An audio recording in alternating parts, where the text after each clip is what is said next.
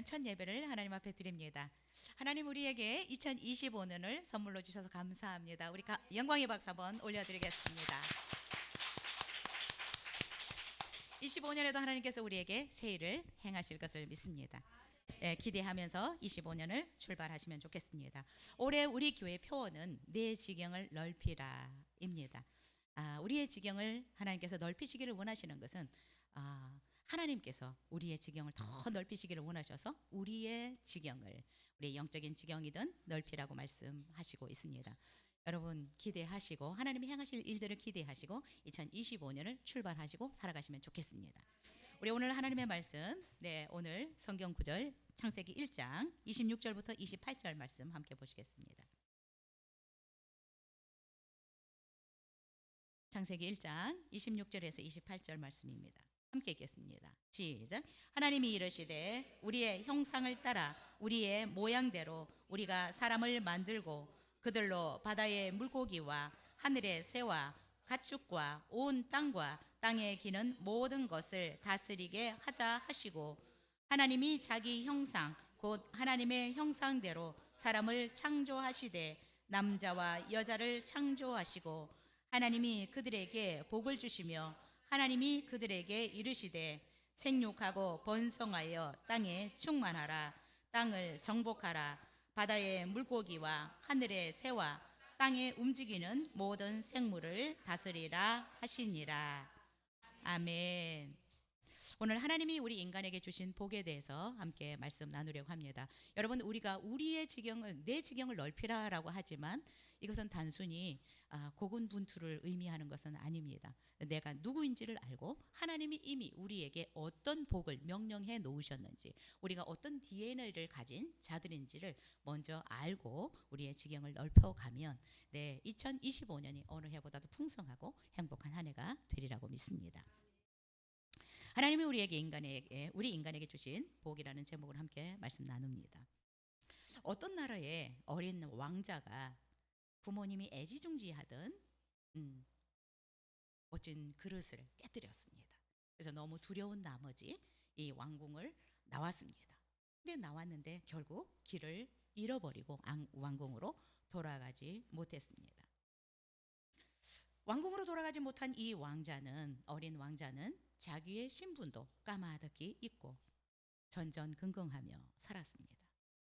그러나 동네 아이들과 함께 어울려서 노는 것에 만족하고 딱지를 더 많이 자기가 딴 것에 집착을 하며 살았습니다. 또 성인이 되어서는 열심히 돈을 버는 것에 만족을 하고 결혼을 해서는 자녀를 키우는 것에 만족하며 살았습니다. 자신이 누구인지, 자신이 어떤 권세와 특권을 가진 존재인지 까마득히 잊어버리고 이 어린 왕자는 성인이 되어서도 살았습니다. 여러분, 오늘날 많은 사람들이 왕궁에서 나온 왕자처럼 자신이 누구인지도 모르고 열심히만 살아가고 있습니다. 자신이 열심히 일을 해서 잘 먹고 살고 있다라는 것에 만족하면서 삽니다. 가정과 직장이 있다는 것에 만족하면서 살아가고 있습니다. 자신이 어떤 신분이라는 것을 모르기 때문에 왕궁에 돌아갈 생각이나 왕자에게 부여된 특권을 찾으려고도 하지 않고 살아갑니다. 그러나 이 왕자가 자신의 신분을 안다면 그저 밥 먹고 사는 것으로 만족하며 살아가지는 않을 것이라고 생각이 듭니다. 어쩌면 우리도 이 어린 왕자처럼 우리의 신분이 어떤지도 모르고 열심히 그냥 하루 세끼 먹는 거 만족하면서 살아가고 있는지 모르겠습니다. 하나님은 우리의 지경을 넓히라고 말씀하시는데 이것은 하나님께서 우리의 지경을 확장하기를 원하셔서 주신 말씀이라고 저는 생각합니다.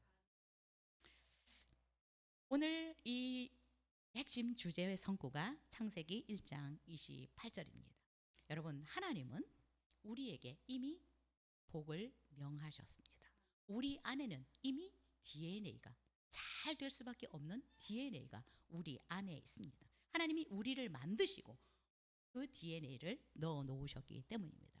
이것을 모르고 고군분투해서 우리의 지경을 넓혀간다라고 생각하지 마십시오. 그러면 2025년도 헤매게 될 것이라고 생각합니다. 여러분, 우리는 내가 누구인지, 내가 어떤 권세를 가졌고 어떤 특권을 가졌는지, 나에게 하나님이 부여하신 그 복의 DNA가 무엇인지를 분명히 알고 25년을 출발했으면 좋겠습니다.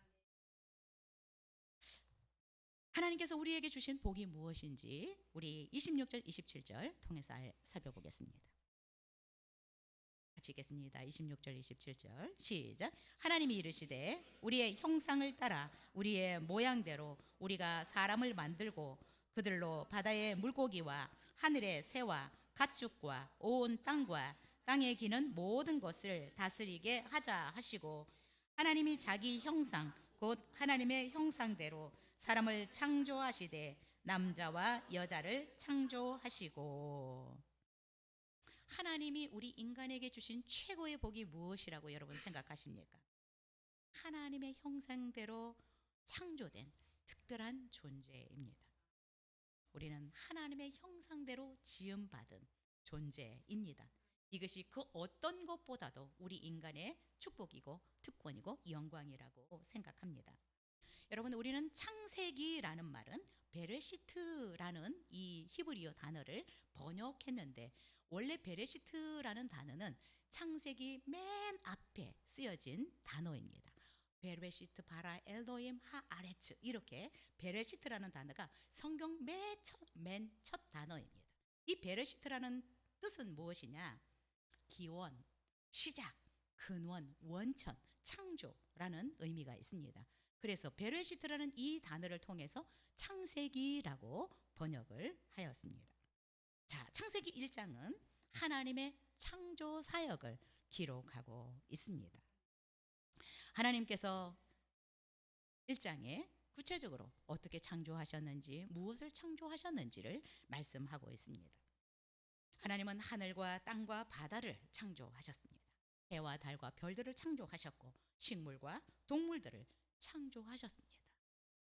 네, 참 그런데 여러분, 성경을 1장을 통해서 읽어보셨지만 이 어마어마한 것들을 창조하셨지만 그 창조의 기록은 굉장히 간략합니다.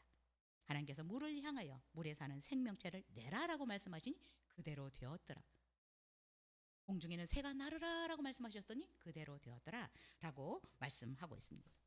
그냥 각기 종류대로 그것을 내라 라고 말씀하시면 그 명령에 순종해서 그대로 되었더라. 굉장히 간략합니다. 여러분, 그런데 더 놀라운 것은 우리가 굉장히 어쩌면 신비하게도 생각하는 천사도 하나님이 만드신 피조물인데, 근데 성경은 천사를 어떻게 만들었는지에 대해서 전혀 언급하고 있지 않습니다. 그러나 천사의 역할은 우리 구원 얻을 후사들을 위한 심부름꾼으로 하나님이 사용하고 있는 것에 대해서 말씀하시지, 이 천사들을 어떻게 만들었는지 전혀 언급이 없습니다. 자, 그런데 참 놀랍게 우리 인간을 창조하실 때는 다른 피조물들과 달리 특별하게 창조하셨다는 것을 굉장히 상세하게 기록하고 있습니다. 다른 피조물들을 만들 때와는 너무 다르게 하나님이 우리 인간을 만드실 때는 어떻게 하고 있습니까? 성삼위 하나님이 의논하셨다. 오늘 본문에도 우리의 형상을 따라 우리가 사람을 만들 때 우리의 모양과 우리의 형상을 따라 우리가 사람을 만들자. 성삼위 하나님이 논의하시고 상의하시고 어떻게 만들어야 될지 결정하시고 만들었다라고 말씀하고 있습니다. 우리 인간을 만드실 때는 특별하게 하나님의 모양, 하나님의 형상대로 만드셨다라고 말씀하고 있습니다. 이 말은 무슨 말이냐?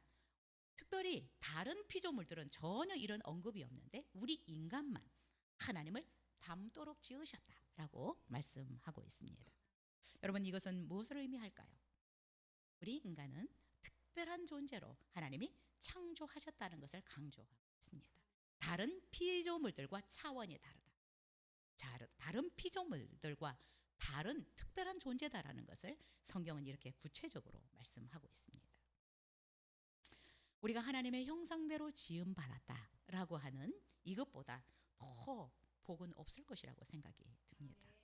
여러분, 우리가 잘났든 못났든 하나님의 형상대로 지음받은 인간으로 이 세상에 태어났다라고 하는 것은, 여러분, 감사해 보셨습니까? 내가 사람이라는 거, 내가 하나님의 형상을 닮은 존재라는 거, 얼마나 영광이고 얼마나 축복입니까?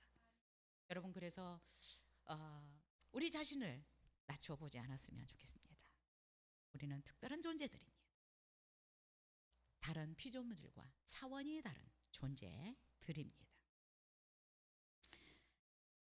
여러분, 그래서 하나님의 형상대로 지음받은 복된 존재라는 것을 우리가 알고 25년을 출발했으면 좋겠습니다. 여러분, 하나님의 형상을 닮은 피조물은 이 세상에 아무도 없습니다. 유일하게 인간만 하나님의 형상을 닮은 존재로 만들어졌습니다. 여러분, 우리가 하나님의 형상대로 지음받았다라고 하는 것은 무엇을 의미할까요? 다른 피조물들과 다르다. 다른 피조물들과 차원이 다르다. 특별하다라는 것입니다. 여러분, 우리가 개나 돼지나 새와 같은 존재가 아니라 하나님을 닮은, 하나님의 형상을 닮은 존재로 지음을 받았다라고 하는 것은 엄청난 축복입니다. 어쩌면 여러분이 사람으로 태어난 것에 대해서 한 번도 어쩌면 감사해보지 않았을 수도 있어요. 당연한 것이지 라고 생각할 수 있는데, 여러분, 우리가 뭐 다른 존재로도 태어날 수도 있지 않았을까요? 그렇죠? 그러나 하나님의 형상을 닮은 인간으로 창조되었다라고 하는 것은 저는 엄청난 특권이고 축복이다라고 생각이 듭니다. 왜냐하면 하나님을 닮았다라고 하는 것은 하나님이 가진 어떤 성품이나 어떤 선함이나 능력이 우리 안에 씨로 와 있기 때문에 그렇습니다. 그래서 다른 피조물과 여러분, 우리는 차원이 다른 존재입니다. 그래서 여러분, 우리 자신을 스스로 낮추어 보지 않았으면 좋겠습니다. 우리 안에는 엄청난 씨앗이 있습니다. 하나님의 형상이 우리 안에 들어 있습니다. 하나님께 속한 것들이 우리 안에 내재되어 있다라는 것입니다. 여러분, 이것을 여러분이 올 한 해 기억하면서 2025년을 살아가면 좋겠습니다. 내 안에는 하나님의 씨가 있어. 하나님의 형상이 있어. 하나님께 속한 것들이 내 안에 있어. 여러분, 이것을 모르고 우리가 고군분투를 한다고 해서 우리의 지경이 넓어지지 않습니다. 우리 안에 하나님의 형상이 있다는 것을 기억했으면 좋겠습니다. 자, 그리고 하나님이 우리 인간을 창조하실 때는 어떻게 합니까? 다른 피조물들과 달리 하나님이 땅의 흙을 취해서 직접 하나님의 형상을 따라 하나님의 모양대로 빚으셨다라고 말씀하고 있습니다. 다른 피조물들과 다른 방법으로 만드셨다라는 것입니다. 여러분, 하나님이 직접 흙을 취해서 하나님의 모양으로 만드셨다. 얼마나 애착을 가지고 만드셨어요. 얼마나 중요한 존재이기 때문에 하나님이 직접 이렇게 만드셨을까요? 여러분, 우리는 굉장히 중요한 존재들입니다. 하나님께. 그래서 그냥 만드시지 않으셨어요. 심사숙고해서 성삼위 하나님이 의논해서 그것도 직접 흙을 취해서 하나님의 모양대로 형상대로 빚으셨습니다. 그리고 여러분, 어떻게 하셨습니까? 하나님이 그 코에 생기를 불어넣었어요. 하나님이 가지신 살아있는 기운, 영어로 보면 스피릿인데, 영인데, 우리 안에 생명을 불어넣었더니 흙덩이가 사람이 되었다라고 말씀하고 있습니다. 여러분, 우리 인간은 굉장히 특별한 존재로 하나님이 생각하셔서 직접 만드셨어요. 그리고 하나님의 그 살아있는 기운을 직접 우리 코에다 불어 넣어주셨습니다. 그래서 사실 우리가 부모님을 통해서 이 세상에 태어난 것 같지만 우리가 이 세상에 온 것은 하나님이 우리에게 생명을 불어넣었기 때문에 오신 것입니다. 그래서 여러분, 우리의 생명의 주인은 하나님이십니다. 우리의 주인은 하나님이십니다. 이 사실을 잊어버리시면 안 됩니다. 이 사실을 여러분 절대로 잊어버리시면 안 됩니다. 하나님이 직접 빚으셨고, 여러분, 우리가 이 세상에 태어날 때 부모님이 우리를 이렇게 빚은 게 아니라 하나님이 우리를 만드셨고 우리에게 생명을 불어넣어서 이 세상에 오게 된 것입니다. 하나님께로부터 우리는 생명을 직접 부여받은 존재들입니다. 그래서 여러분, 우리는 인간으로 태어났다는 이 자체가 존귀한 존재들이다라는 것입니다. 여러분, 우리 스스로도 우리를 함부로 대해서는 안 됩니다. 존귀하게 대해야 됩니다. 왜요? 하나님의 형상대로 지음받은 존재들이기 때문에 그렇습니다. 여러분, 옆에 누군가가 조금 모자란 것 같아도 함부로 대하시면 안 됩니다. 그 안에 하나님의 형상이 있습니다. 여러분, 2025년을 출발하시면서 나는 하나님께서 직접 빚어서 생명을 풀어넣어서 이 땅에 보낸 존재다, 특별한 존재다라는 것을 기억하고 출발하면 좋겠습니다. 여러분, 그래서 좀 더 당당하게, 전능하신 하나님께서 나를 직접 빚으시고, 그죠? 나를 이렇게 만드신 분이 하나님이시잖아요. 우리 부모님이 이렇게 저를 안 만들었잖아요. 나에게 생명을 불어넣어서 이 땅에 오게 하신 분이 하나님이다. 여러분, 우리는 이렇게 특별한 존재들인데 2025년을 출발하면서 자신감 있게 출발했으면 좋겠습니다. 당당하게 출발했으면 좋겠습니다. 내 가치를 분명히 인정하고 출발했으면 좋겠습니다. 성삼위 하나님께서 우리를 만드실 때 이렇게 신중하게 상의하시고 자신의 형상을 따라 직접 빚으시고 또 직접 하나님의 살아있는 기운, 생명력을 우리 가운데 불어넣어서 우리를 만드셨습니다. 하나님이 우리 인간을 이렇게 특별하게 만드신 이유가 뭘까요? 하나님이 의논하시고 직접 빚으시고 또 그분의 생명력을 우리 가운데 불어넣어서 걸작품으로 만드셨는데 이유가 뭘까요? 여러분, 하나님이 우리를 이렇게 멋지게 만들어 놓고 그냥 보고 감상하시기 위해서 이렇게 만드셨을까요? 역시 잘 만들었어, 이러시기 위해서 우리를 이렇게 만드신 것은 아니라고 생각이 듭니다.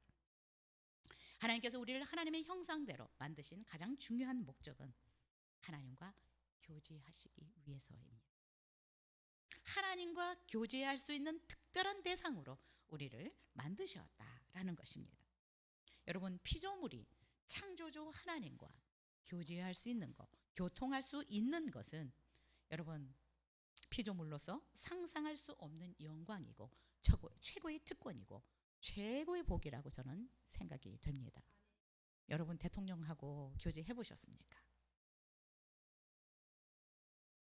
그러나 이 천지 만물을 창조하신 하나님께서 하나님의 모양대로 우리를 지으신 것은 우리와 그분이 교제하기 위해서, 우리와 사귀기 위해서, 우리와 함께 살기 위해서 우리를 이렇게 만드셨다라는 것입니다.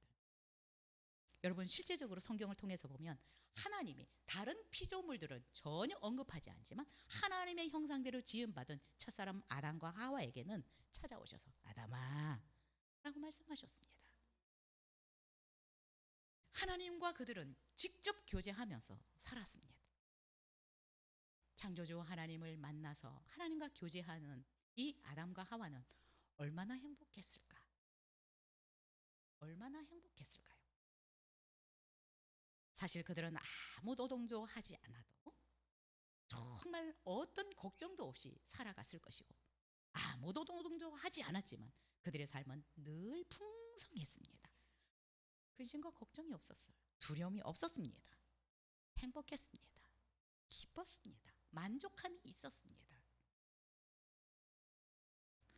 여러분, 우리 인간의 내면 가장 깊은 곳에서 간절히 갈망하는 것이 있는데 보통 그것을 행복이라고 얘기합니다. 인간은 행복을 추구하는 동물이다. 그런데 여러분, 우리 인간이 진정으로 추구하는 이 행복이라는 게 무엇일까요? 저는 그렇게 생각합니다. 우리 안에 아담과 하와의 피가 흐르고 있어요. 그들이 하나님과 교제하면서 행복했던 그 시절로 돌아가고 싶은 갈망이 우리 인간 안에 있습니다. 그런데 많은 사람들은 그것이 돈이 있으면, 넓은 집에 살면, 좋은 차가 있으면 행복해질 것이라고 생각하는데 여러분, 사실 그런 것들을 가져봐도 진정으로 행복하지 않습니다. 만족이 잠시입니다. 여전히 가슴에는 구멍이 뚫려져 있고 뭔가 허전해요. 만족감이 없어요. 또 그렇게 행복하거나 기쁘지도 않아요. 우리는 하나님의 형상을 따라 만들어졌고 하나님의 생기가 불어넣어져서 만들어진 존재이기 때문에 아담과 하와가 에덴 동산에서 누렸던 그 행복한 상태로 돌아가기를 원하고 있고 그런 상태로 돌아갈 때 우리는 참 만족과 기쁨이 있습니다. 여러분, 하나님과 만날 때, 하나님과 깊은 교제가 이루어질 때 세상 어떤 것이 없어도 우리는 만족할 수 있습니다. 행복할 수 있어요. 누군가는 우리를 바보라고 할 수도 있어요. 아무것도 없는데 뭘 저렇게 기뻐해? 아무것도 없는 것 같은데 뭐가 저렇게 좋아? 여러분, 우리가 하나님과 깊은 교제를 나눌 때 우리는 진정으로 만족을 느낄 수 있고 행복할 수 있습니다. 여러분, 혹시 늘 허전하십니까? 무언가가 갈급하십니까? 그렇다면 하나님의 사랑이 내 안에 깊이 있게 경험되기를, 하나님과 진정한 교제가 내 안에서 일어나기를 기도하면 좋겠습니다. 해보십시오. 그러면 뚫린 마음의 구멍들이 메꿔지기 시작합니다. 이 구멍이 하나님과 교제를 통해서만 메꿔질 수 있습니다. 우리가 세상에 많은 것들을 가진다고 해서, 많은 것들을 내가 쌓아놓고 살아간다고 해서 참 만족이 있는 게 아니라 진짜 하나님을 만나고 하나님을 예배하고 하나님과의 깊은 교제가 이루어질 때 그 구멍들이 채워져서 참 만족이 있습니다. 여러분, 우리 인간이 하나님과 교제하지 않으면, 하나님의 형상대로 지음받은 인간이 교제하지 않으면 돈이 있어도 명예가 있어도 지식이 있어도 늘 공허합니다. 진정한 만족과 행복을 느끼기가 쉽지 않습니다. 여러분, 2025년을 정말 평안하게 만족감을 누리면서 행복하기를 원하신다면 하나님의 형상대로 만드신 그 본질적인 목적을 여러분이 회복하실 수 있었으면 좋겠습니다. 아담과 하와는 정말 에덴 동산에서 쫓겨났지만 그 에덴 동산 돌아가고 싶은 마음이 간절했을 것입니다. 그때 가장 행복했기 때문에, 가장 만족감이 있었기 때문에, 어떤 근심과 걱정도 없었기 때문에 그렇습니다. 여러분, 가만히 생각해 보십시오. 정말 우리가 하나님과 깊은 교제가 일어날 때, 깊은 교제를 하게 될 때 왜 그렇게 기쁘고 평안한지, 그냥 뭐가 없어도 없다는 생각이 들지 않고, 여러분, 하나님과의 교제를 즐기십시오. 이것이 우리를 만드신 본질 때문에 그렇습니다. 본질을 잃어버리고 부수적인 것, 지엽적인 것들을 쫓아가게 될 때 늘 뭔가 열심히 사는 것 같은 허전하고 만족감이 없을 수 있습니다. 하나님과의 교제는 하나님의 형상대로 지음받은 우리 인간에게만 유일하게 허락된 것입니다. 여러분, 개가 예배드리러 가는 걸 봤습니까? 기도하러 간다고 하는 걸 봤습니까? 어떤 강아지들은 뭐 같이 밥 먹을 때 뭐 기도도 하던데, 그래도 아멘 하면 막 쫓아가고. 예. 그러나 그들 안에는 신을 인식하는 기능이 없습니다. 그래서 어떤 아들이 자기 강아지가 죽었을 때 막 울면서 저에게 왔어요. 선교사님, 강아지도 천국 갈 수 있어요. 너무 가슴이 아프니까. 없습니다. 짐승의 혼은 땅으로 간다. 하나님의 생기가 불어넣어진 인간만 하나님과 교제할 수 있고 하나님의 나라에서 하나님과 영원토록 살 수 있는 것입니다. 여러분, 2025년 어떤 것보다도 우리의 본질을 회복할 수 있었으면 좋겠습니다. 하나님의 형상대로 지음받은 우리는 하나님과 교제해야 행복합니다. 하나님과 교제가 정말 깊어질 때 우리 안에 진정한 만족이 있을 수 있습니다. 진정한 풍성한 삶이 있을 수 있습니다. 실험해 보십시오. 작년과 다른 영적인 삶을 살아보십시오. 그러면 여러분, 2025년은 작년과 다른 해가 될 것입니다. 작년과 똑같이 살아가면서 2025년 새해가 왔기 때문에 새로운 일들이 일어나는 것은 아닙니다. 이 본질적인 우리의 특권이자 축복인 이 삶을 여러분이 회복하신다면 정말로 2025년은 풍성하고 행복한 만족감이 있는 그런 한 해가 될 것이라고 믿습니다. 여러분이 혹시 하나님과 멀어지고 있는지 늘 점검하셔야 합니다. 여러분, 우리가 하나님과 멀어지게 되면 많은 문제들이 생기게 됩니다. 아담과 하와가 하나님과 그렇게 행복한 시간을 보냈지만 하나님과 멀어졌을 때 떨었습니다. 에덴 동산에서 쫓겨났습니다. 아들이 아들을 죽이는 비참한 상황을 직면해야 했습니다. 근심과 걱정이 없던 그들이 늘 두려움과 근심 걱정에서 살았습니다. 그러나 여러분, 우리의 상황이 어떠하든지 다니엘을 보십시오. 그는 포로로 끌려가서 너무나 어려운 상황 가운데 살았지만 하나님과의 교제가 끊어지지 않으니까 그 상황 가운데서도 최고의 위치로 하나님이 끌어올리는 기적의 삶을 살았습니다. 많은 믿음의 조상들은 다 이런 삶을 살았습니다. 여러분, 성경에서 분명히 보십시오. 어떻게 양치기가 이스라엘의 왕이 될 수 있는가? 어떻게 노예로 팔려갔던 사람이 애굽의 총리가 될 수 있는가? 여러분, 우리의 삶도 이렇게 달라질 수 있습니다. 그래서 이들의 삶을 보면 본질적인 삶을 붙들고 살았습니다. 내가 감옥에 있더라도, 내가 노예로 살아가더라도, 내가 포로로 살아가지만 내 본질적인 하나님의 형상대로 지음받은 자로서 하나님을 예배하고 하나님 앞에 기도하는 삶을 살았던 사람들은 하나님이 끌어올리셨습니다. 여러분, 우리의 지경은 하나님이 끌어올리셔야, 우리의 지경은 하나님이 넓혀주셔야 넓어질 수 있습니다. 그래서 우리의 본질적인 이 삶을 우리가 회복할 수 있었으면 좋겠습니다. 하나님의 형상대로 지음받은 자들의 특권입니다.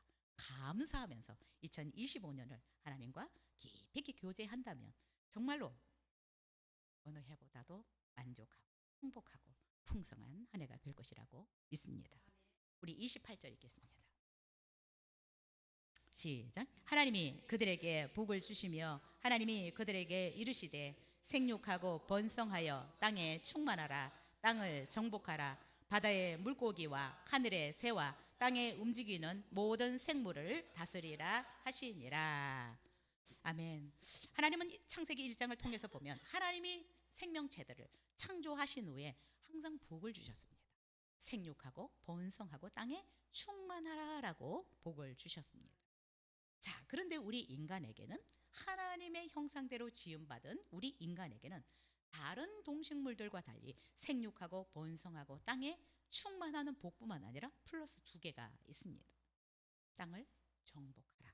그리고 모든 것을 다스리라라는 것이었습니다. 정복하다라고 하는 말은 여러분, 우리가 생각하고 있는 나폴레옹처럼 어떤 땅을 점령하는 이런 정복이 아닙니다. 히브리 말로 정복하다라는 단어는 카바시라는 단어를 쓰는데 이 단어의 의미가 참 놀랍습니다. 이 카바시라는 뜻은 우리 인간에게는 세상 여러 곳을 다니면서 자신의 발로 밟고 그 땅을 삶의 터전으로 삼고 살 수 있다라는 것입니다. 우리 인간에게만 이 경계를 넘어서 대한민국을 넘어서 미국이나 아프리카에 가서 삶의 터전을 삼고 살 수 있도록 허락을 해 주셨습니다. 어떤 피조물에게도 하나님은 이런 축복을 주시지 않았습니다. 철새도 똑딱입니다. 그렇죠? 어느 지역에서 어느 지역만 움직이도록 겨울에 여기 살고 여름에 여기 살고 다른 피조물들은 인간이 옮겨놓지 않으면 그 지역에 살 수밖에 없는데 우리도 엄청나게 비싼 돈을 들여서 호랑이도 데리고 오고 코끼리도 데리고 오고 하잖아요. 이 피조물들은 우리 인간에 의해서 사오는 것이지 자유롭게 그들이 이동하도록 하지 않았습니다. 인간에게는 이 땅의 경계를 넘어서 유럽에 가서 살 수도 있고 아프리카에 가서 살 수도 있도록 하나님이 허락해 놓으셨습니다. 여러분, 이것도 참 놀라운 의미가 있다라고 생각이 됩니다. 왜 하나님께서 이런 복을 주셨을까? 하나님의 대사로서의 역할을 하시기 위해서입니다. 하나님은 온 땅 가운데 하나님의 대사, 그리스도의 대사들을 파송하기를 원하는데 여러분, 그 나라가 철통같이 방어를 하면 우리는 갈 수 없는데 이 천지 만물을 창조하신 하나님께서 이 모든 것들이 다 하나님의 것이잖아요. 그렇죠? 그래서 하나님이 우리 인간에게는 다른 지역에 가서 살 수 있도록 이미 허락을 해 놓으셨습니다. 물론 지금도 선교사들을 들어오지 못하도록 철통같이 막고 있는 나라들이 있지만 그러나 태초에 하나님은 인간에게는 어떤 지역을 경계를 넘어서 가서 삶의 터전을 삼고 살 수 있는 정복하는 복을 주셨습니다. 하나님께서는 우리를 하나님의 대사로 온 땅 가운데 보내시기 원하셔서 이런 축복을 인간에게 주셨다라고 생각이 듭니다. 특별히 그래서 우리나라 분들은 온 세계 지금 뭐 200개가 넘는 나라이지만 정말 거의 대부분의 나라에 한국 선교사가 나가지 않은 나라가 거의 없습니다. 어마어마한 선교사님들이 지금 나가서 이 대사로서의 역할을 하고 있습니다. 예수님께서 그래서 이 땅을 떠나실 때 우리에게 말씀하셨습니다. 너희는 가서 모든 민족을 제자로 삼아 아버지와 아들과 성령의 이름으로 세례를 주고 내가 너희에게 분부한 모든 것을 가르쳐 지키도록 해라. 하나님의 대사로서 예수님이 우리에게 또한 명령을 하고 있습니다. 왜요? 하늘과 땅의 권세를 가지신 하나님께서 우리에게 이 복을 주신 것입니다. 하나님은 하나님의 형상대로 지음받은 우리를 하나님의 대사로, 그리스도의 대사로 사용하기를 원하셔서 이미 온 땅의 주인이신 하나님께서 경계를 넘어갈 수 있는 복을 주셨습니다. 여러분, 혹시 우리는 이 나라의 경계, 이것을 벗어나지 못할 수는 있지만 이제 여러분 2025년에는 여러분의 지경을 조금 넓혀 가시기를, 정말 내 가정, 내 자녀 이 울타리 가운데서 살았다면 이제 이 경계를 조금 넘어갈 수 있었으면 좋겠습니다. 그래서 그리스도의 대사들로서 하나님의 대리 통치자들로서 살아갈 수 있었으면 좋겠습니다. 하나님은 이미 이것을 넓혀 가시기를 원하시는데 정말 이제 갈수록 핵가족화 되어지면서 이 가정의 범위를 벗어나지 못하는 분들이 많이 있습니다. 여러분, 우리는 하나님의 형상대로 지음받은 하나님의 대사들입니다. 우리가 우리 가정의 지경, 경계선을 넘어서 이웃을 향해서 갈 수 있었으면 좋겠습니다. 그래서 복음을 전할 수 있었으면 좋겠습니다. 그래서 25년에는 여러분들을 통해서 정말 그리스도의 대사인 여러분들을 통해서 하나님의 나라가 더 확장될 수 있었으면 좋겠습니다. 하나님은 온 땅 가운데 복음을 전하기를 원합니다. 그래서 온 땅 가운데 우리가 나갈 수 있도록 이미 허락해 놓으셨습니다. 25년 정말 우리를 만드신 그 목적대로 우리가 그리스도의 대사들로서 우리의 가정의 지경을 넘어서 이웃을 향해서 더 나아가 더 넓은 지역, 수원, 우리가 살고 있는 지역을 넘어서서 그리스도의 대사들로서 역할을 할 수 있었으면 좋겠습니다. 자, 그리고 또 한 가지, 정복하라라고 말씀하시고 인간에게는 하나님이 만드신 모든 생명체를 다스려라라고 말씀하셨습니다. 이 다스린다라고 하는 말은 사로잡다, 치리한다, 거느린다라는 뜻이 있습니다. 하나님의 형상대로 지음받은 우리에게 모든 것들을 다스리라고, 치리하라고 말씀하고 있습니다. 모든 생명체들을 이거는 그냥 함부로 하라는 게 아니라 잘 돌보고 관리해라라는 의미입니다. 하나님께서 그동안 만드신 생명체들, 그죠? 식물이든 동물이든 이 생명체들을 너희들이 잘 관리하고 돌봐라라고 말씀하셨습니다. 그런데 우리가 이런 것들을 잘 관리하지 못하면 결국은 우리가 손해를 입게 되어 있습니다. 여러분, 지구 온난화는 우리 인간들이 잘 관리하지 못해서, 돌보지 못해서 많이 망가졌습니다. 바다도 보니까 너무 많은 쓰레기들로 인해 그냥 그 고래들도 막 비늘을 먹고 죽어가는 일들이 생기고, 우리가 잘 관리하지 못해서 온난화도 있고, 정말 지금 일어나는 일들은 너무나 큰 재앙과 같은 일들이 세계 곳곳에서 일어나고 있습니다. 하나님은 우리를 하나님의 형상대로 만드셔서 하나님이 만드신 세계를 잘 관리하고 돌보셨습니다. 여러분, 왜 하나님이 우리에게, 인간에게 하나님의 형상을 넣어 놓으셨을까요? 이거는 하나님의 대리 통치자로 우리를 쓰시기 위함입니다. 고대 바벨론의 황제는 각 나라에 왕을 세워서 통치권을 주었습니다. 그렇죠? 로마도 그렇고, 이스라엘도 헤롯 왕이 있었잖아요. 그렇죠? 로마가 통치하지만 그 지역을 다스리도록 통치권을 주었습니다. 자, 그런데 이 통치권을 위임받은 왕은 반드시 그 황제의 형상을 자기 옆에 두고 왕권을 행사해야 했습니다. 왜냐하면 나의 왕권은 황제가 일임한 것이다라는 증거이기 때문에 그렇습니다. 여러분, 우리를 하나님의 형상대로 만드신 것은 하나님이 우리를, 하나님께서 만드신 세상을 잘 돌보고 관리할 수 있는 이 권한을 우리에게 부여하시기 위해서입니다.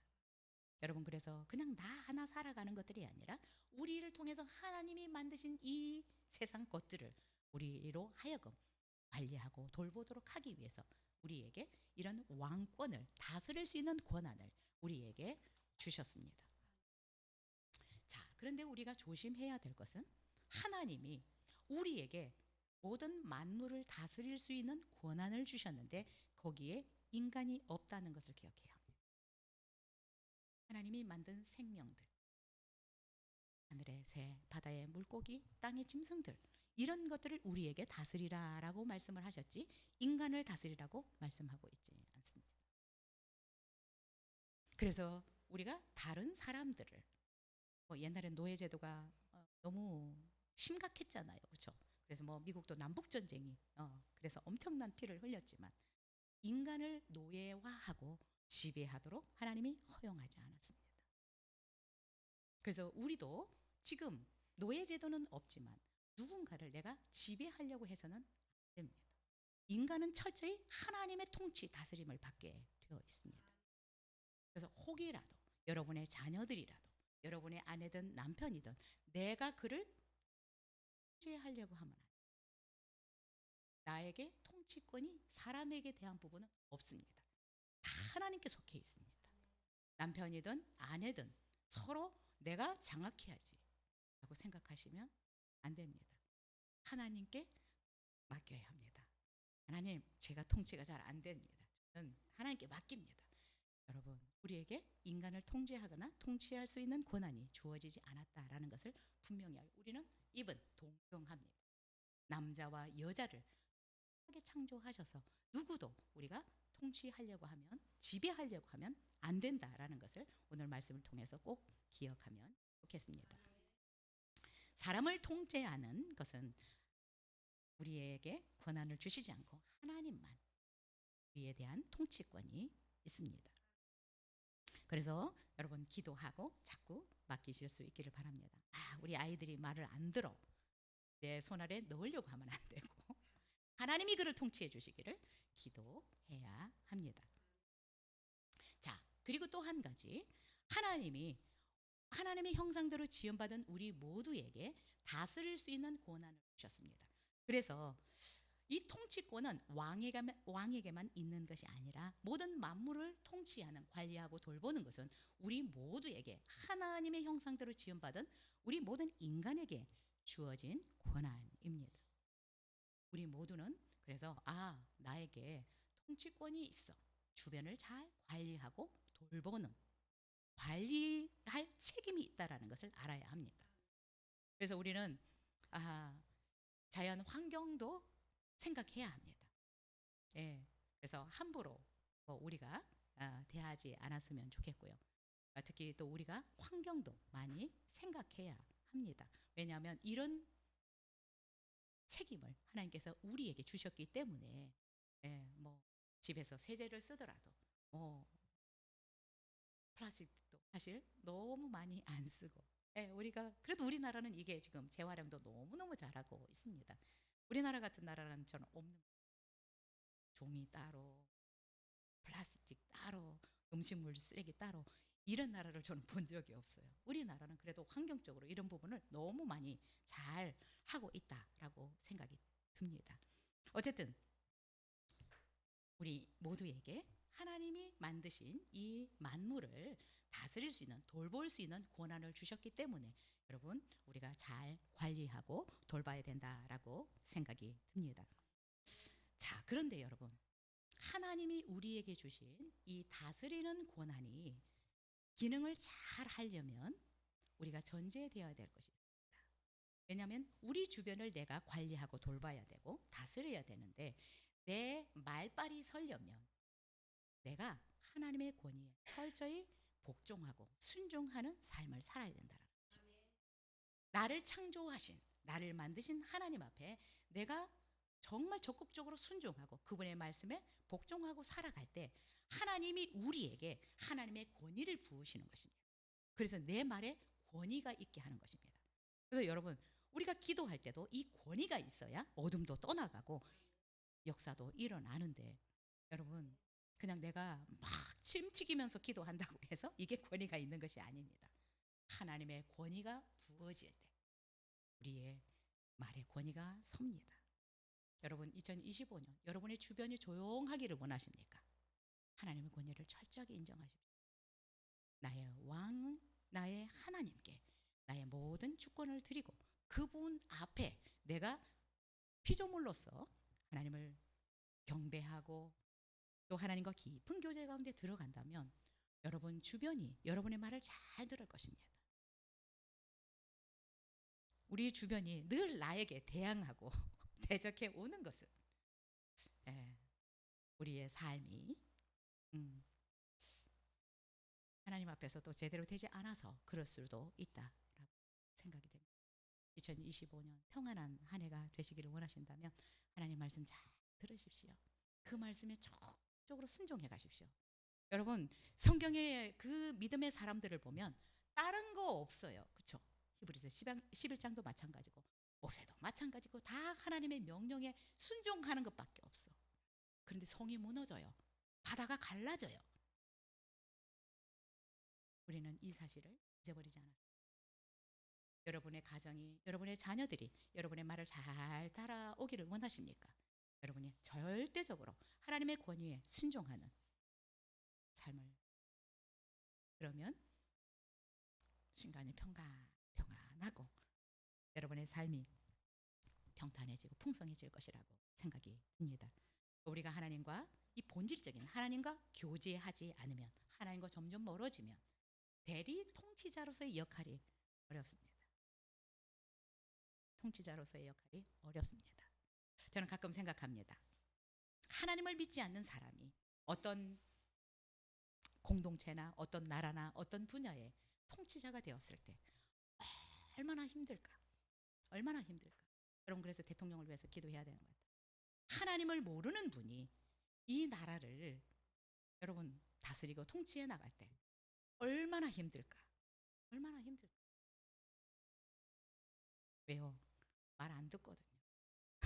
너무 어렵거든요. 기도해 줘야 합니다. 여러분의 가정의 가장들을 위해서 기도하셔야 합니다. 네, 가정 하나 진짜 경영하는 것도 사실 쉽지 않습니다. 기도해 주셔. 내가 속한 어떤 직장, 공동체, 여러분 우리 교회도 여러분 기도해 주셔야 합니다. 그래야 하나님께서 역사하시기 때문에 그렇습니다. 여러분, 우리는 이렇게 엄청난 존재로 지음받았습니다. 하나님의 형상을 따라 하나님의 대리 통치자로서의 역할을 하도록 임명받은 자들입니다.